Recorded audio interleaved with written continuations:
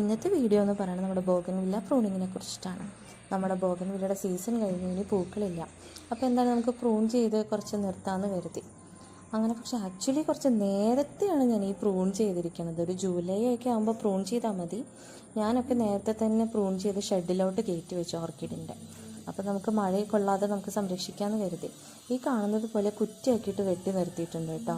പിന്നെ ആകെ കൊടുത്തതെന്ന് വെച്ചാൽ വെള്ളവും കുറച്ച് ചാണകപ്പൊടിയാണ് ഇട്ട് കൊടുത്തത്.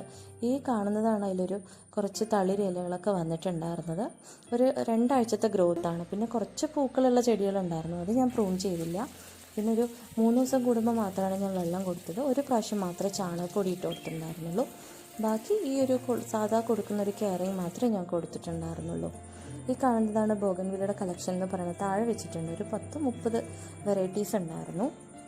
എനിക്കിഷ്ടമുള്ള ഒരു ചെടിയാണ് കേട്ടോ ബോഗൻവില്ല. അതിൻ്റെ പൂക്കൾ കാണാൻ തന്നെ എനിക്ക് വളരെ ഇഷ്ടമുള്ളൊരിതാണ്.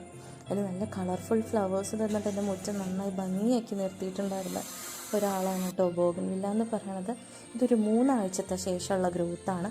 നല്ല ലഷായിട്ട് വളർന്നിട്ടുണ്ട് കേട്ടോ. ഇപ്പോൾ ഈ കാണുന്നതിൻ്റെ ബോഗൻവില്ലയിൽ ഫ്ലവേഴ്സ് ആയിരുന്നു. റൂബി റെഡ്, ഫയറോപ്പോൾ, പിന്നെ ഫ്ലെയിം റെഡ്, പിന്നെ Mona Lisa red, chilli yellow, chilli red, miss world, ഇതൊക്കെ എൻ്റെ ഫേവറേറ്റ്സ് ആണ്. അതുപോലെ കുറച്ച് അറിയാത്ത ഐഡിയ ഉള്ള ഫ്ലവേഴ്സും ഉണ്ട് കേട്ടോ. പക്ഷെ ഇതിൻ്റെ കളേഴ്സാണ് എനിക്ക് ഏറ്റവും ഇഷ്ടമുള്ളത്. നിങ്ങൾക്കും ഇതുപോലെ ബോഗൻവില്ല ഫ്ലവേഴ്സ് ഇഷ്ടമുണ്ടെങ്കിൽ പറയണേ. എൻ്റെ അടുത്തുള്ള കുറച്ച് കളക്ഷനിലെ ഫോട്ടോസാണ് ഞാൻ ഇതിൽ ആഡ് ചെയ്യണത്. എല്ലാവർക്കും ഇഷ്ടപ്പെടുന്നു വിചാരിക്കുന്നു. ഞാൻ അടുത്ത റീലിൽ കാണാം കേട്ടോ.